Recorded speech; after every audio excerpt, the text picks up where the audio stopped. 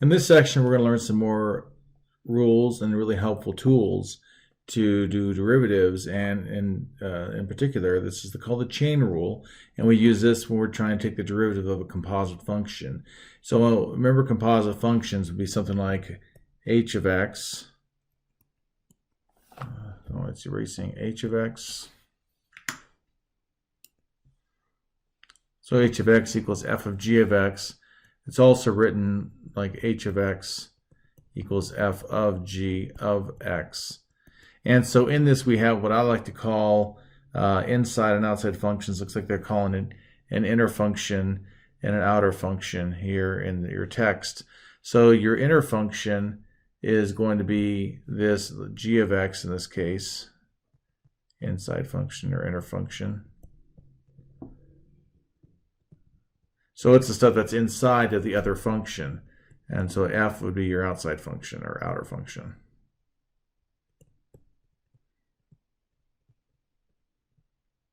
Okay, so we're looking at that as this process to find these derivatives. So let's take a look here.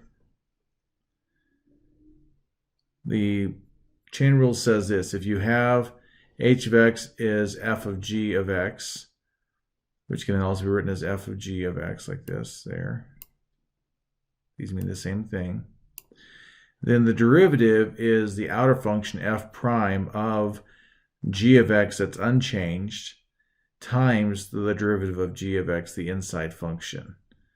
And then the other notation is dy dx is dy du times du dx. So in that case, y is a function of u and u is a function of x. So this first part is the derivative of the outer function. So this would be outer, and then this would be inner.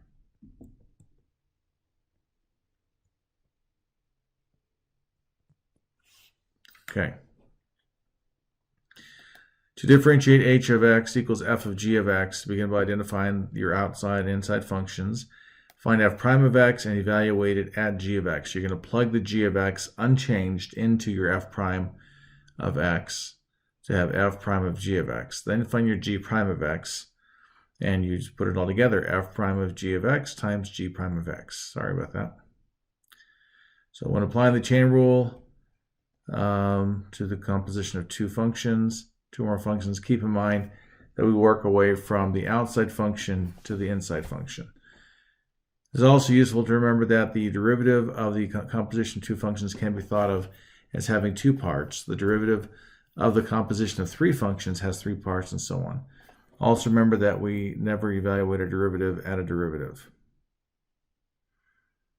Okay, so in this case here, we have y equals some function of u and u equals g of x.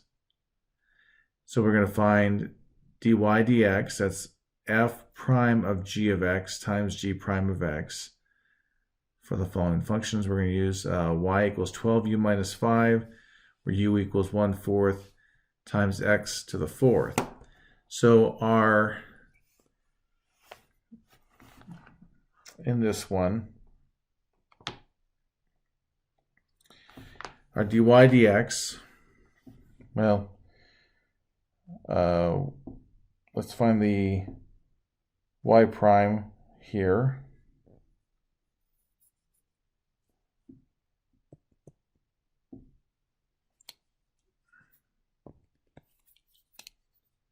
So I should say dy du. Oh, I got the dead spot on the screen. Let me move this over here. Dy du equals the derivative of 12u minus 5 is just 12. And then our du dx is going to be 1/4 times 4x cubed, or just x cubed.